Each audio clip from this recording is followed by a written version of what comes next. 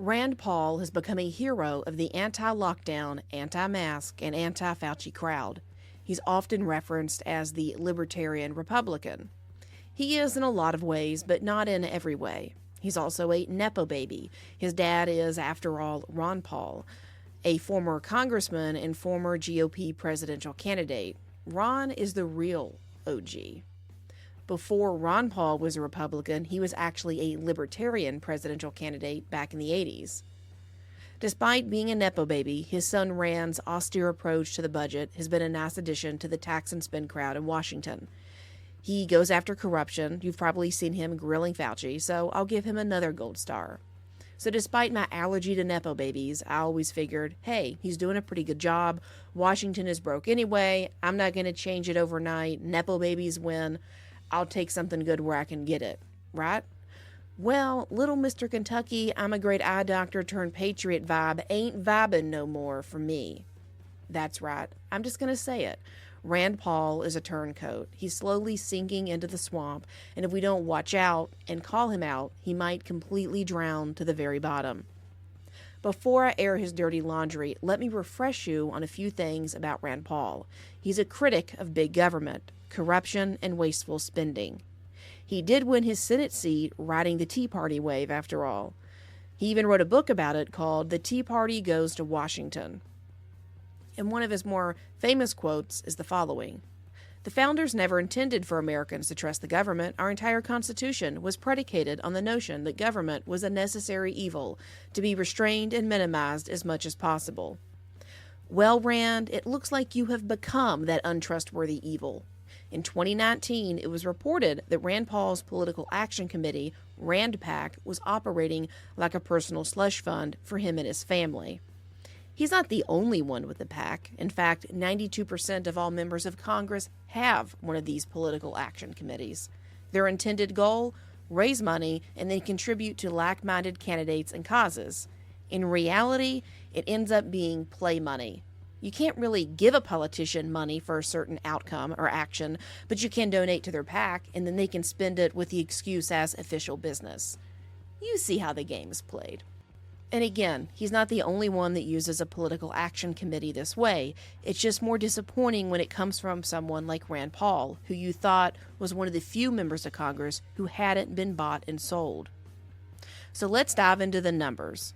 In 2018, Rand PAC took in more than $500,000 in donations.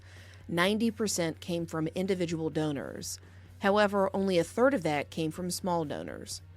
He took money from 41 states as well as the United Kingdom and Switzerland. And in fact, only 5% of donations came from his own Kentucky constituents. Okay, so Rand PAC doesn't have a lot of grassroots support, but maybe that money is still getting put to good use. Not so fast. Rand PAC spent nearly $650,000 during that same period. He gave $20,000 to his other PAC, Rand Paul for President, which was in debt. Then he gave another $65,000 to other politicians' campaigns.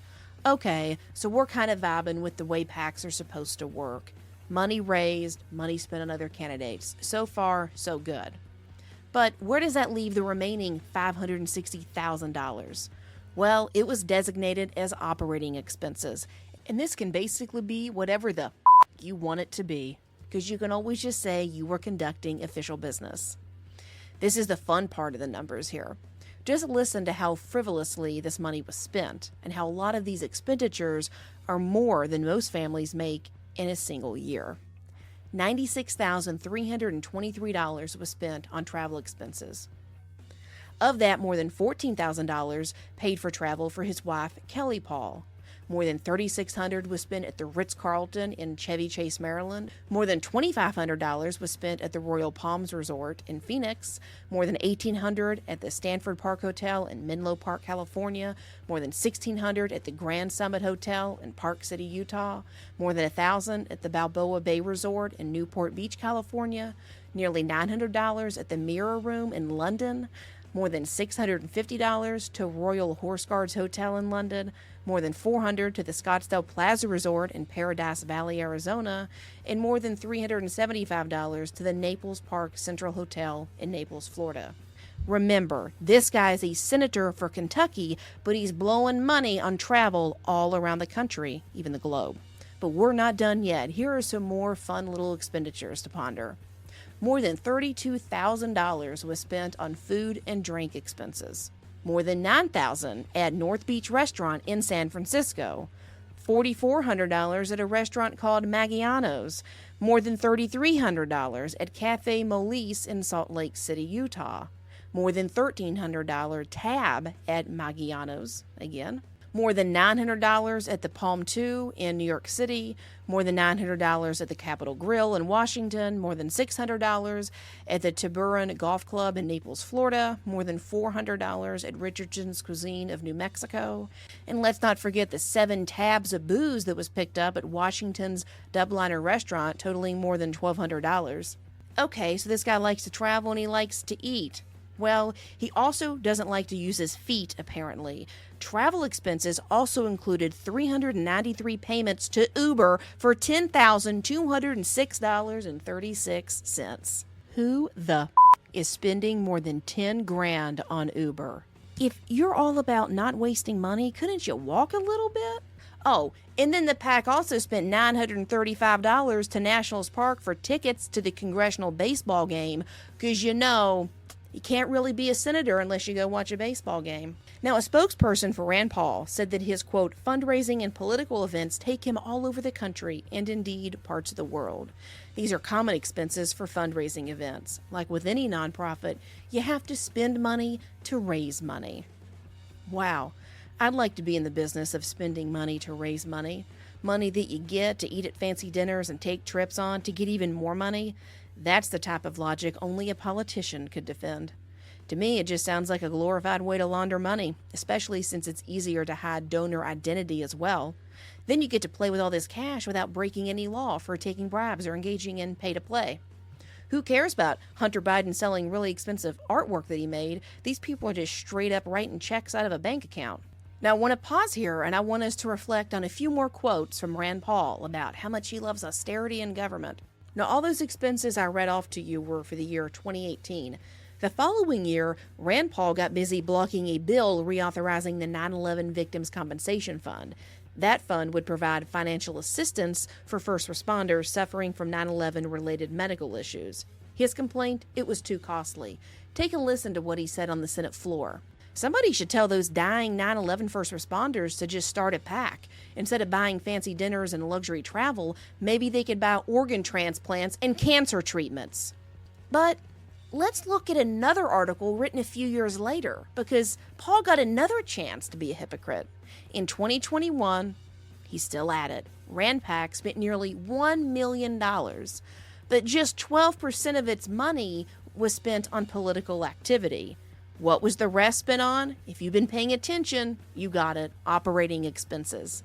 Let's do another rundown here. Included in that list of nearly $1 million of expenditures was the following: $23,000 on airfare, $14,000 on lodging, $13,000 on meals, $18,000 on Uber rides, $4,000 on Amtrak train tickets, $2,300 for expenses associated with golf courses and country clubs. Inside of that chunk of money was $680 he spent at Trump National Golf Club in Northern Virginia. He spent $1,900 at the Breakers, a 5-star resort in Palm Beach, Florida. I've never stayed at a 5-star resort, but I guess you got to get elected to do stuff like that. Then there was $1,500 at the inn at Perry Cabin in St. Michael's, Maryland. He spent $820 for baseball tickets at Nationals Park again. There was $760 at the Salamander Resort, another luxury resort and spa in Middleburg, Virginia. And then there was $710 at the Chateau Elan, which calls itself North Georgia's premier destination resort. I never knew that crusty, curly-headed little dude needed to have his ass pampered that much. Again, I'm not saying he's doing anything that the rest of Congress isn't, but this man rode the coattails of the Tea Party. He bitches and moans constantly about spending too much money. He's willing to turn down cancer treatments to first responders from 9/11. And he's out here staying at 5-star resorts and getting golf lessons and pissing money on Uber rides because he can't use his 2 feet. Well, you know what? I say get bent, Rand Paul. It's really hard for me to take you seriously in Congress anymore when you're out here wasting money like this. And I don't care. You can maybe say, oh, it wasn't small donors, it's big donors. Who cares? So you're not wasting little people's money, but you're willing to maybe, I don't know, seems like kind of accept bribes from people? Why else are you taking money from rich people and blowing it like this? You're part of the problem now. I just can't believe it took me this long to realize you were spending money like this. I mean, that article was from 2019 about how you were spending money, and then another one in 2021. You must have some really good people working in your staff to push this out of the algorithms on Google, because I listen to a lot of your interviews and read a lot of the stuff that comes up about you in the news, and I did not know about this. So, back to the title of this podcast. Hey, Rand Paul, when did you become such a little bitch?